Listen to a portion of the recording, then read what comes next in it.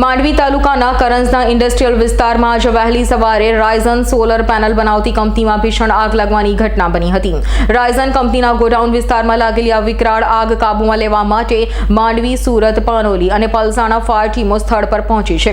તેમણે આગ પર કાબૂ મેળવવા માટે શરૂઆત કરી છે. આગ 3 વાગ્યાની આસપાસ લાગી હતી. ફાયર વિભાગની તમામ ટીમોએ ભારે જહેમત બાદ આગ કાબૂમાં આવી હતી. આ આગમાં કોઈ જાનહાનિ થવાની જાણ થવા પામી નથી. કેટલા ફાયર છે, આપણે હાલમાં પરિસ્થિતિ શું છે? Regional fire officer Abhijit Gadhvi રાતના 3:30ના સુમારે ઇમરજન્સી રિસ્પોન્સ સેન્ટર સુરત ખાતે કોલ મળેલ કે રાઇઝન સોલર પ્રાઇવેટ લિમિટેડ નામની જે કંપની છે કરંજ ખાતે આવેલી છે એમાં મોટી ફાયરની ઘટના બનેલી છે. તો એના સુમારે અમે ટોટલ રિજનલની 3 અને એસએમસીની ટોટલ 4 એ રીતે ટોટલ 7 થી 8 જેટલી ફાયરની ટીમો ઘટના સ્થળે રવાના કરેલી અને અત્યારે 2 થી 3 કલાકના ફાયર ફાઇટિંગ બાદ પરિસ્થિતિ હાલ કાબૂમાં છે. જીતેન્દ્ર સોલંકીનો રિપોર્ટ, S9 ન્યૂઝ, માંડવી.